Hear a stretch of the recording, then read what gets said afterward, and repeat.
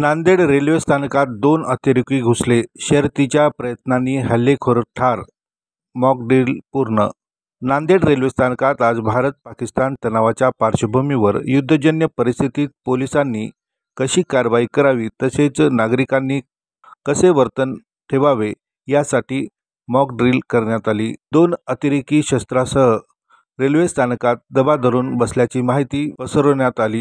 हे अतिरेकी प्रतीक्षालयात बसलेल्या प्रवाशांना बंधक करण्यात आले. पोलिसांच्या शोध कृती दलाचे अतिरिक्त असल्याची माहिती पोलिसांच्या शोध कृती दलाला अतिरेकी असल्याची माहिती मिळताच ते तात्काळ रेल्वे स्थानक परिसरात दाखल झाले. यावेळी अतिरेकी आणि पोलीस यांच्यामध्ये चकमक होऊन पोलिसांनी या चकमकीत अतिरेक्यांना वेठीस धरलेल्या प्रवाशांपासून सुखरूप सुटका केली. हल्ल्यात एका अतिरेकी चकमकीत ठार झाला तर दुसरा जिवंत पकडला. अशा तऱ्हेने पोलीस यंत्रणा कोणत्याही परिस्थितीला तोंड देण्यासाठी सज्ज असल्याचे उपस्थितांना पाहायला मिळाले.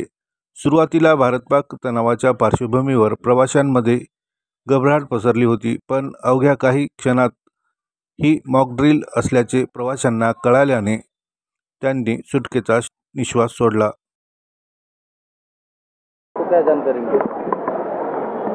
आज या ठिकाणी आपण रेल्वे स्टेशन नांदेड या ठिकाणी मॉकड्रिल घेतलेली आहे. नांदेड शहर हे एक पर्यटन ठिकाण आहे.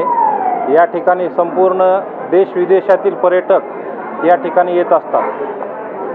पर्यटकांची सुरक्षा त्याचबरोबर आपले रेल्वे स्टेशन, रेल्वे प्रवाशांची सुरक्षा या दृष्टिकोनातून आपण या ठिकाणी आज मॉकड्रिल घेतलेला आहे.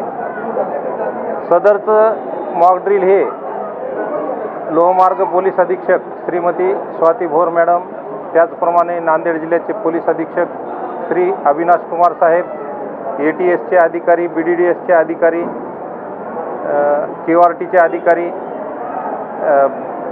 श्वान पथक, त्यानंतर फायर ब्रिगेड या सगळ्यांनी मिळून हे आजचं मॉकड्रिल केलेलं आहे. जर समजा ज्याप्रमाणे पहलगाम येथे अतिरेकी हल्ला झाला तसा हल्ला झाल्याच्या नंतर प्रवाशांची सुरक्षा कशा प्रकारे करावी या दृष्टिकोनातून आजचं हे मॉकड्रिल आपण घेतलेलं आहे. एकूण किती हल्लेखोर होते? या मॉकड्रिलमध्ये 2 टेररिस्ट यांना QRTच्या जवानांनी ताब्यात घेतलेलं आहे आणि ATSच्या ताब्यात त्यांना दिलेलं आहे.